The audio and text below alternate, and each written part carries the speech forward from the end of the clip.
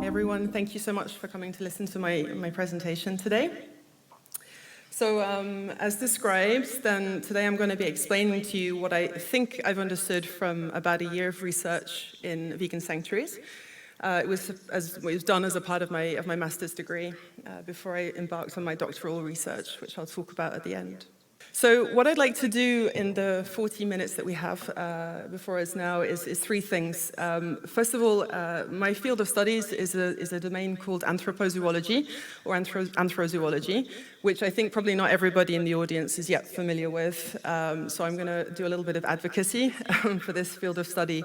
I think I'm really convinced actually that it could be quite a powerful tool for animal liberation and animal rights activism. After that, I'm going to very briefly run through my conception of what I believe to be one of the most powerful combinations of theories that we can use to approach anti-speciesism, which was actually a big part of my master's research, but I only have 2 slides on it here because we don't have time. But there's a lot more behind if people would be interested some other time. And then lastly, for the main part, in fact, is to describe to you via a series of vignettes and little stories what some of the interesting experiences that I was lucky enough to have at the vegan sanctuaries, to try to explain what I believe is their radical potential to help us as humans decolonize ourselves, to develop better strategies of resistance in solidarity with our other animal kin. So first of all, as to anthrozoology, so anthropology, of course, is a relatively well-known field of studies which considers reflections on human culture and society. And anthrozoology is simply the extension of that to include all animals. So humans and all the other animals together, how do we live in societies together, what are our co-cultures like, and all of the questions that come from that. Why I believe it's so powerful is that, I mean, it's going to appeal to us as anti-speciesists, is that it really brings the other animals in as subjects rather than objectifying them, as we otherwise tend to do, as we also de-individuate them, so we fail to see their individuality. And anthrozoology is really the antidote to that one, I think. It's also multi-ontological and multi-epistemological, and for a lot of us who maybe not originally familiar with these terms, that simply means that it easily takes into considerations different ways of conceiving of the nature of the universe without having to choose one dominant one. And it easily allows us to consider different ways by which we obtain knowledge as well, which I think is crucially important when we're talking about other species who experience this universe through senses and experiences very different from our own.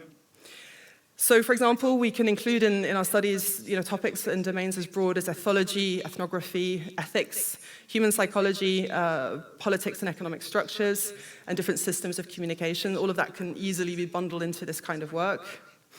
And one more fancy term, which is hermeneutic reflexivity, which is a really fancy way of simply saying that at least half of what's important in anthrozoology is for each researcher to consider their own experience in the context of what they're experiencing and how this shapes and forms them, which I think is really cool because it brings us to a place where we're much better equipped to understand our own role as activists and to help develop ultimately more radical praxis, so more radical activism. Okay. And then finally, why I think it's really useful for animal liberation. So it clearly allows us to study the culture and values of animals other than humans, their intelligences, the vast array of different intelligences that there are, and also the continuity with humans, so between humans and other animals, without falling into a kind of easy trap of anthropocentrism. It also allows us to consider the meaning that the variety of different species may assign or derive from their experiences, as well as how they might order things in their universes, and also how they might interpret their experiences too.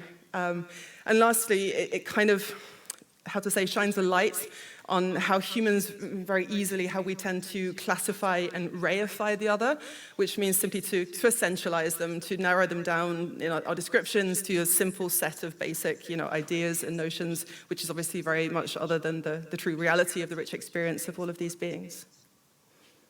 Okay, so much for anthrozoology. As mentioned, a big part of my master's research was kind of expulging a bugbear of mine that I've had for a while, which is that there are 3 or 4 main ideological bases for anti-speciesism that have been broadly touted for the last 10 years or so. And for me, I don't align myself with these theories at all. I know probably many of you in the audience do, and I apologize. I don't mean to hurt anyone's feelings.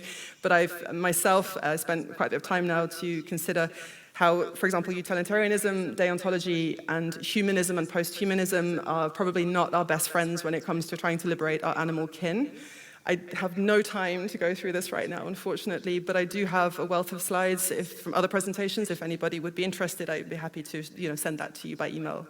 So don't hesitate. However, what I do want to do is to say, at least simply, that this group of theories that have been around since the 60s, if not before, tend to put forward psychological or psychosocial explanations of animal alterity, or speciesism, how we define what is speciesism, and that they focus more on the form, which is discrimination, rather than on the function, which is dominance. And personally, as an anarchist, I put my hands up to that. I'm much more swayed by understanding why things work the way they do, and the dominance that speciesist systems hopes to exert on the planet and all of us. And so to those ends, at the moment at least, then the way I tend to try to understand anti-speciesism is through a lens of what I would call a queer feminist, anarchist deconstruction type of theory, which, in very broad terms, is a cluster of critiques. It's not one theory, it's like bundling stuff together. It's a cluster of critiques that exist within a shifting network of intertwining oppressions. So we've all heard of intersectionality, and intertwining is simply a visually more pleasing way, really, of explaining how these different forces work together to create quite unique types of oppression and domination. It also helps us to understand how speciesism is a psychological and also a material foundation to the full system of oppressions that we are all subject to. And really importantly, it avoids us reinforcing just one simple perspective that can again become hegemonic in just the same way as the other ones kind of have across the passage of the last, nearly 70 years or so. Again, very quickly, and I'm very happy to discuss this if anyone's interested another time, but what we can draw from these 3 theories, I've tried to bundle some of the key points. So from critical animal studies, which is kind of where the anarchist inspiration comes from in this setup, then it looks at things in a way as to oppose the entire system of interlocking oppressions. So not just one, like speciesism, or not just one in combination with one other, but really the whole matrix is probably a good way of viewing it. It insists on the intrinsic harm of capitalism as an extractivist ideology, of which obviously the exploitation and consumption of animal bodies is a bedrock, unfortunately. And it puts very much forward the notion of mutual aid and free consent, which are critical for our animal kin. From the feminist critique, obviously this is critically important to any analysis, then it helps us structure the world, or see how the world is structured in terms of winning-losing relationships that are constructed along an axis of binarity, so 2 and then one has more value or more power than the other one. It happens immediately in our kind of binary minds.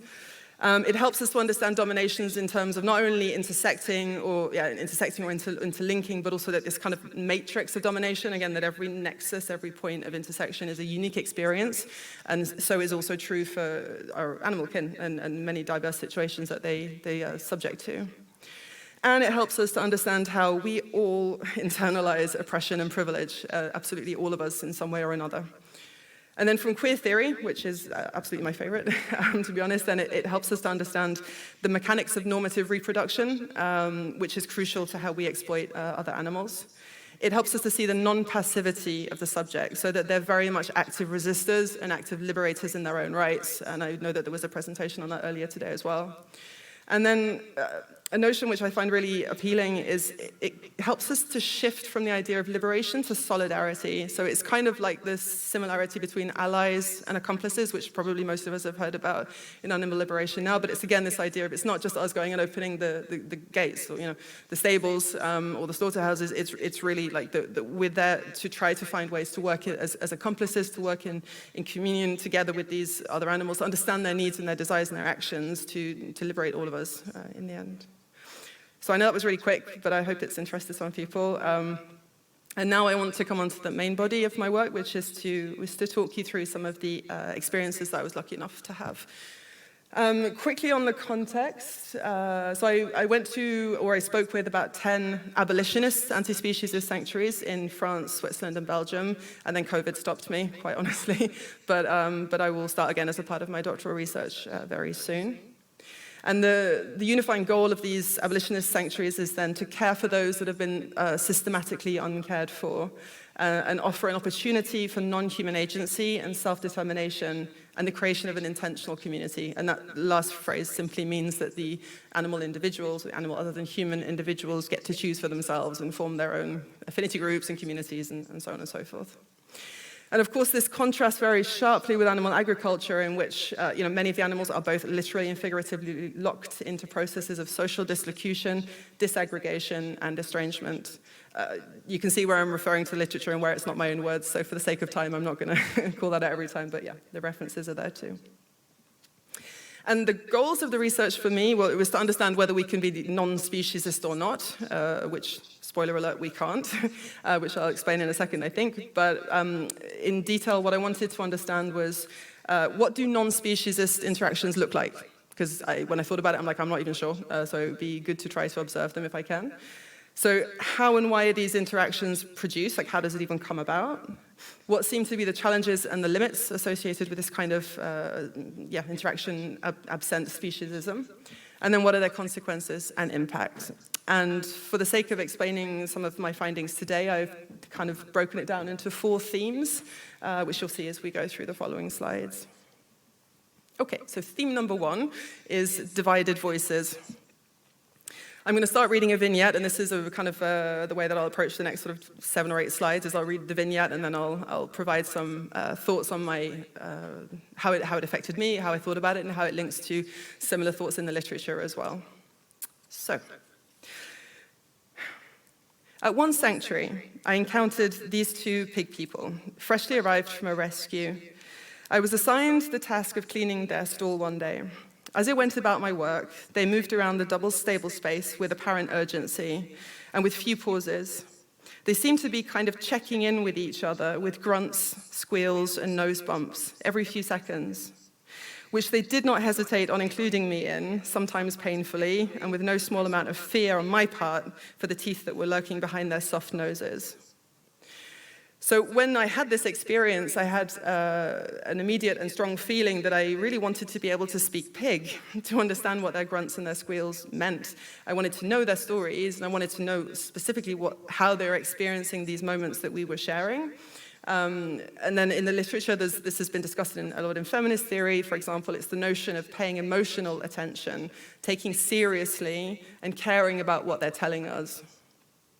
There's often this notion, I'm sure most of us in the room don't agree with this, but that the animals are voiceless, right? Clearly they're not, but if we listen, we can hear them. And this is, again, something that comes across very strongly in what we call feminist care ethics, this idea of being able to be attentive, but not through human eyes, through none of any species' eyes, just being able to distill the real experience that's being shared. So later, from another volunteer, I learned the story of these 2 pig people. Turns out they were 2 actually lucky individuals because they escaped from a collapsed pen and at an industrial intensive farming site not far from the sanctuary. So the pen collapsed, and for 24 hours, them and their brothers and sisters were swimming in their own urine and feces in the pit below, with their screaming voices completely ignored by the person who was breeding and caring for them, until this person finally called the fire brigade to come and bring them out. And so most of the pig people, their brethren, were too badly affected by the chemical exposure and didn't make it, or had to be euthanized immediately for humane reasons. But the breeder also wanted to euthanize these 2 individuals, although they were actually seemingly still healthy and could live, quite simply because they could no longer be put into the food chain because they'd been swimming in their own urine and feces. So he wanted to euthanize them for the lost productivity that they represented. It was easier to simply, delete these two individuals and find another solution for them. So that would have been their fate, except for they were lucky enough to be not too far from a sanctuary that has a big web of influence and was able to repatriate or to patriate them into the sanctuary life, and that's where they came from. So it really brought home to me, obviously, to all of us, I'm sure, the brutality of the transformation of animals other than humans into both the raw material and the means of production under capitalism. And this is an idea which comes from the critical animal studies school of, discipline of thought, which it helps us to go beyond simply this idea that we consume their bodies. Yeah, sure, we do, but we do much more than that to them. We literally make them the result and the progenitor of this whole fleshy machine. And this particular experience very vividly brought that notion home to me. So another day at the same sanctuary, I noticed quite flagrantly the binary distinctions and separations that seem to be evident both in the matter of the sanctuary and also in the conceptual frameworks that the people working there used to talk about the individuals and the space that we were cohabiting. So what came out frequently in discussions and language was the notion of inside and outside the sanctuary walls, upstairs and downstairs, because upstairs only the vegans could go, and not all of the people who worked there were vegan, which was actually surprising in this instance. But so this was talking about like whose matter was permitted to go where, like the human matter even, the vegan matter could go upstairs and the non-vegan matter could not, which is interesting. The idea of chaos and order, the idea of machinery, or the visualizations of the big machines, because it was a really big sanctuary, so they had like, tractors and all this kind of malarkey. So the machinery contrasted to the fleshy, vulnerable bodies. And at this sanctuary, there was very rigorous cleaning regimes every day that were in place, and you really saw this distinction, this kind of confrontation between the animals having to move out the way when the big wheelbarrows and the big tractors with the new stuff came in, and there was a weird feeling for me in amongst all of that sometimes. It didn't feel really to be linked or to be kind of coherent. People often talked about this species or that species, like the species line, even in this very much multi-species sanctuary, was a very clear discourse that the volunteers in particular, the employees held when they were trying to distinguish situations. When talking about individuals, often individuals were talked about or conceived of as either reasonable or kind of absurd. I'm translating also from the French, so that we wouldn't say absurd in English, but that's the way we would describe this personality trait in French. Whether they were dirty or clean individuals, whether they were kind or nasty, whether they were invasive towards us as humans, or whether they were timid. And it seemed very much to be like, these attempts to try to binarize reality in terms of how we conceive of these individuals and how we conceive of our interactions with them. So the spatial and temporal routines, as I just described, were very much rigid, and it led me to think, well, are the epistemological boundaries also rigid? Meaning, quite simply, the way that we try to understand and like detangle and conceptualize our experiences, is this also like really boxed in and firm, or is there room for fluidity? And I noticed that, what's the purpose of this? Like, why would we try to binarize? Why would we try to like concretize our experience without allowing this room for like the more flowering of original interpretation? And I thought to myself that maybe part of it is psychological, so the need for control, like for human control over unmanageable states, right, of these other species. So we maybe fear some of their reactions or how they may interact with us. So we try to lock it down in this kind of dominance relationship. Or it might be physical, or it might be psychological, which is a really neat phrase which comes from, I think, feminist literature, if I remember, which is the idea of matter out of place. So then, the threat that this might pose to us, that there's a pig person over here when they should be here, or there's like too many individuals all clustering together and maybe there's going to be an accident, that there seems to be almost a lack of comfort with the idea of allowing these individuals, in some cases, not in all cases, to use the space and create their interactions and their affinities as they would want to. And it just struck me as these physical and these psychological reasons for wanting to binarize and concretize and tie down how we talk about them, how we think about them, and how we act with them struck me as actually quite peculiar. There's a really cool quote that comes from the thinker and Sanctuary founder Patrice Jones, who's a queer theorist amongst many other things. I will cite them several times throughout this presentation because they're one of my favorite people in the world. And the quote is thus. So binarity divides the world, first of all, into dualisms, into binary dualisms, and then, as if that's not bad enough, you've just totally wrecked your ability to see the world accurately, much less see the relationships among things in the world. But to make things worse, they then go and say, oh, and by the way, of these opposites, one is always better than the other. So much for binarism. Still on divided voices, a last one I think. During a stay at another sanctuary, a human comrade of mine reflected on how human ontologies and epistemologies impact our other than human kin. So they were telling me like, okay, only when we cease all force of decisions can there be confidence. And without confidence, there can be no coexistence.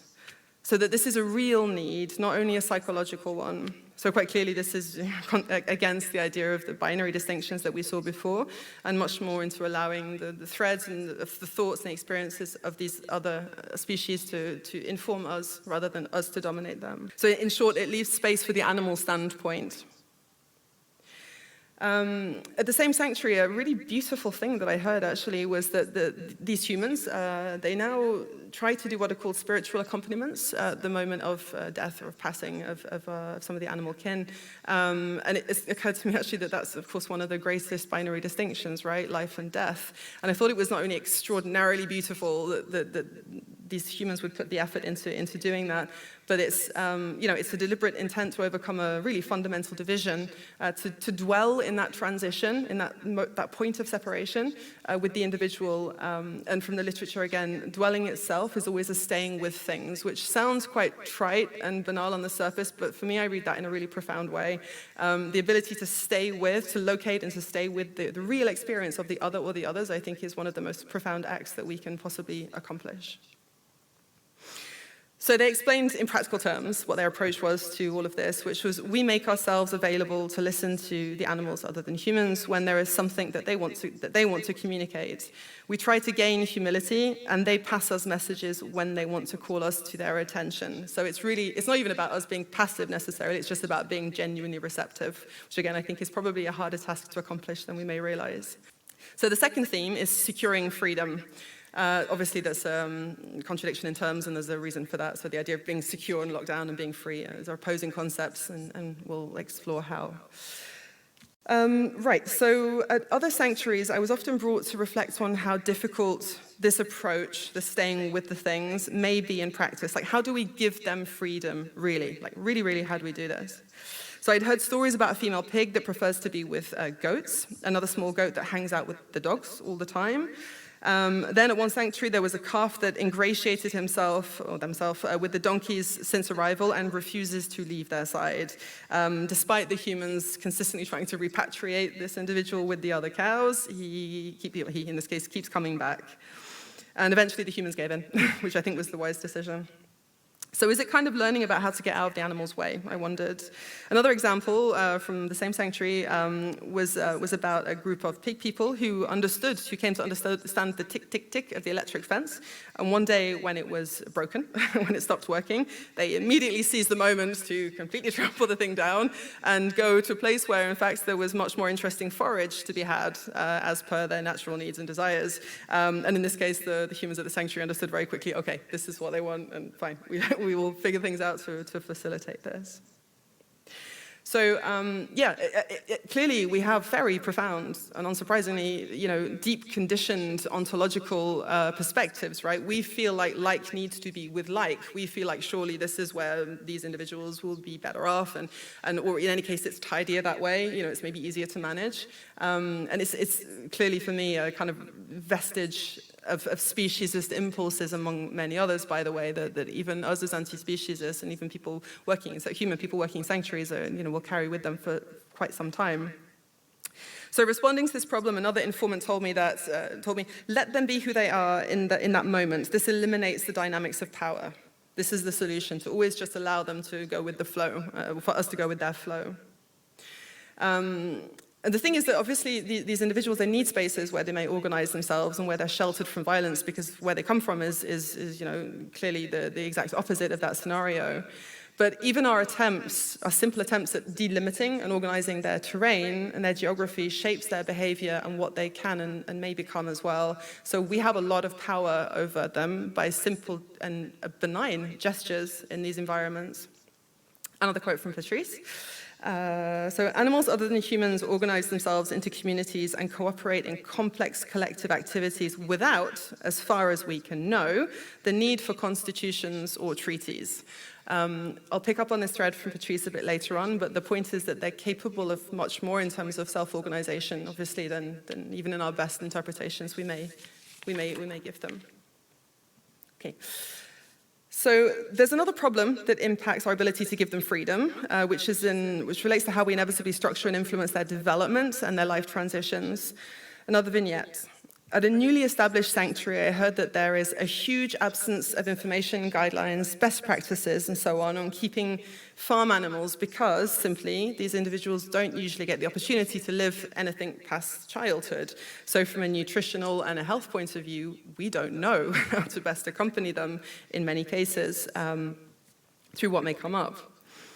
And I think that this obviously comes from the fact that in animal husbandry and the animal exploitation industries, then the values of efficiency and productivity have taken precedent and paramount over any notion of care or of knowing of the real lives, of our real needs of our animal kin. So how do you nourish a cow beyond the most economic and basic of options? Or how do you care for a geriatric goat? How do you feed a sheep that doesn't have any more teeth because they're really old now? Or how do you even facilitate multi-species harmony or manage moments of inevitable aggressivity or of aggression or conflict amongst these individuals? Because ultimately, again, what we need to reflect on is it's still us that decides when they eat. It's still us that decides where they go, when they go out, and who they socialize with. And these are profoundly challenging and complex questions, as far as I've been able to see, way more than we may immediately think. So how do we, as anti-speciesists and sanctuaries, actually avoid falling into just becoming another type of farmer in some ways? On a similar theme, spatial freedom is really relevant. So a familiar story that I encountered was the desire to encourage multi-species free living at the beginning of the Sanctuary project as much as possible. But that with time, almost everywhere, there were incidents, sometimes loss of life, of other animal life. And so the humans recanted and they started to build fences to separate groups out, to limit intermixing, to try to reduce these real issues, genuine concerns. I also learned that quite often, it's almost funny, the separation was as much with permanent hypervigilance as it was with physical barriers. But I think we don't have time to really dig into that now, but I think it's quite interesting the way that we adapt as humans to these situations to control as well. So fundamentally, what's critical to take away from this point is that spatial emancipation for animals other than humans who are otherwise subject to profound degrees of spatial control in the animal exploitation industries is really no banal issue. It should go to the roots of how we consider, if I may humbly say so, I don't have a sanctuary myself, but of how we consider how to interact with our animal kin in these spaces of freedom and emancipation. Just as an aside, there's a really interesting field of study called animal geography, where this kind of issue is talked about in really interesting and greater depth, if anybody would like to follow up on it. A third theme is porous walls. So towards the end of my research, I heard a powerful and yet sad example of another way speciesism troubles our human informants, the people working at the sanctuaries. In the winter, when the conditions were very hard, so one informant told me, we were so overrun with urgent tasks, like fencing to repair, injured or sick animals to attend to, the grind of daily chores made harder by the snow and the cold. We were so overrun that we became like the speciesists, in their own words. We became like farmers, in fact, in how we were treating the animals. It was all about treating them like objects. We had to maneuver, when in the end you don't have solutions and just loads of things to do. It's sad, but I guess inevitable, but clearly the demands and the impositions of the outside speciesist world seem to slip through the electric fences and over the high walls of the sanctuaries, but also under our own very skin. And then lastly, on this theme, perhaps the ultimate example of how our efforts are porous at their very foundations and from the beginning. It was one of the last sanctuaries I spoke to, and it was really like turned a big light bulb on over my head. I hadn't considered this. One informant told me then that, he told me very bluntly that, honestly, the first speciesist act was building the sanctuary. For the reason that previously it had been 2 hectares of strong biodiversity, there were wild mammals living there, and we displaced them. We deprived them of their territory and ultimately, in many cases, of their lives. Even now, the chickens of the sanctuary kill baby serpents and mice. And with the fences we made at the beginning, we made a bird's nest fall, and there were babies in it, so we killed them. It led me to then pose the question, which is a profoundly colonialist question, is, are sanctuaries havens? Surely, but they're also stolen lands. And we can't really forget that. And I think that brings up some interesting questions to the extent as for this informant at this sanctuary, this individual, this human no longer defines themselves as anti-speciesist. They don't think that this etiquette really fits the reality of what they're doing anymore, although they still believe very strongly in the project of the sanctuary. And they asked why, why make this choice then to help these animals that we've extricated from industrial exploitation or human exploitation over the wild biodiversity that was there. And the answer was simply that, well, the farmed animals would die without us. There would be nowhere for them to go. There's no other haven. Whereas most, or the vast majority of the non-domesticated animals, of the free-living animals, would survive. And then onto the last theme. I'm nearly there. I think I need 5 more minutes. So a lot of that's actually, at least for me, it was quite a bit of pills to swallow, and a lot of stuff that I hadn't, my kind of naivety, necessarily considered before. But it's not all bad news. There's definitely some very, very positive things in what sanctuaries can do. I mean, first of all, they are literally havens and sanctuaries, and we can't do without them for our project of trying to denounce and deconstruct speciesism. But some people I had spoken to, had kind of, one person I remember, one informant at one particular sanctuary was like, well, maybe sometimes all we're trying to really do is to pail the water out of the barge of speciesism as fast as possible. Like maybe this is really all we can do, is kind of this, trying to get the water out of a boat, but it's still filling up all the time as well, so it's ultimately a futile effort. But I think that for me, I see it quite differently, and I'd like to quote Tiffaine Lagarde from 269 Animal Liberation, who I think sums this up ideally. So, speaking of the sanctuary that this collective has formed, this territory, which allows animalized people and their accomplices to move towards autonomy, is the bearer of a real renewal of the anti-speciesist struggle. So indeed, beyond simply being passive sites of retreat, then there's a strong sentiment of active resistance in whichever ways we can manage it, given each individual's circumstance, I think. It's a culture of opposition to the speciesist system outside, even if we acknowledge that we're invaded in the sanctuary physical space and also in our own bodies and our own minds by speciesism inevitably. But we still need to be there to resist with the animals, and ultimately there is probably no other way. It's also very beautifully, obviously, a form, as an anarchist, this is close to my heart, as a form of propaganda of the deed, meaning prefigurative politics, which simply means you create what you want to see in the future. You prefigure what you want to see exist, and you do it. Yeah, and that's without any doubt what anti-speciesist sanctuaries are primarily for, in my eyes. So the value of the vegan sanctuary, just to summarize on this point, is the preservation of life. Is to transform its inhabitants, including the human inhabitants who go through these struggles, these challenges, this transformatory experience.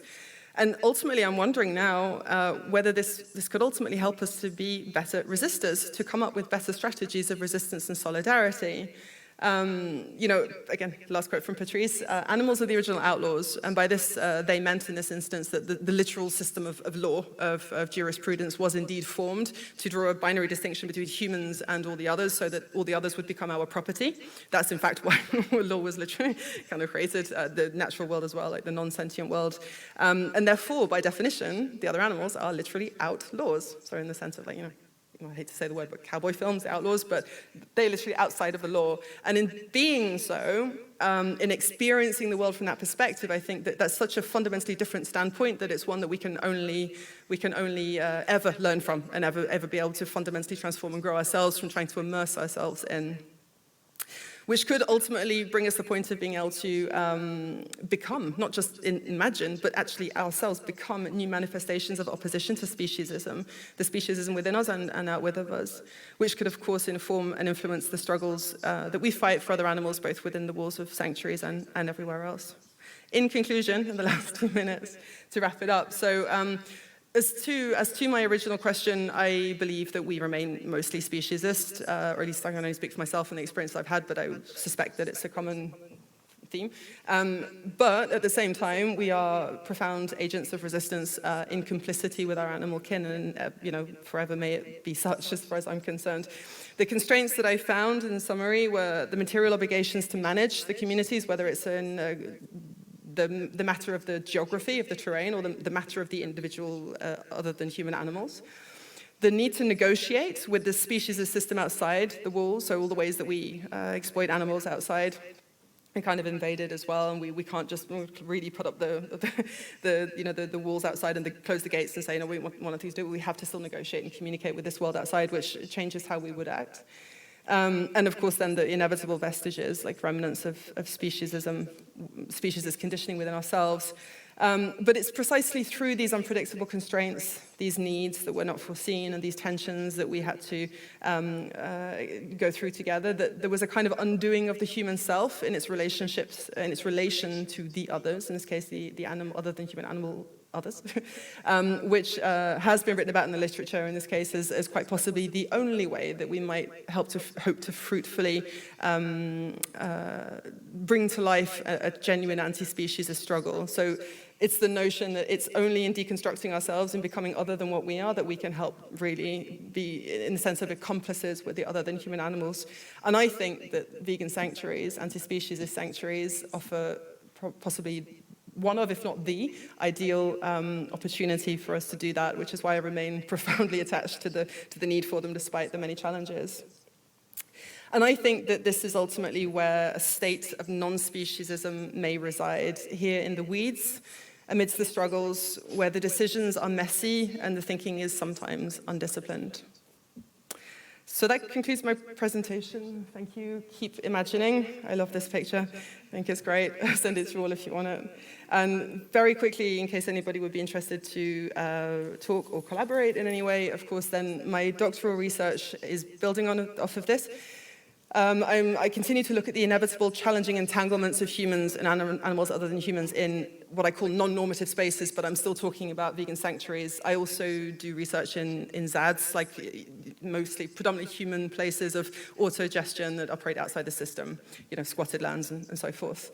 I'm still interested in how we engage in non-speciesist ways and how we respond to our internalized oppression. And I'm interested in this because I genuinely believe that there's a greater potential for complicity and acts of resistance the more we deconstruct ourselves through these kind of experiences, that we might ultimately approach more and more towards genuine interspecies solidarity and forms of prefigurative politics. And I'm done with 2 minutes to spare. Thank you.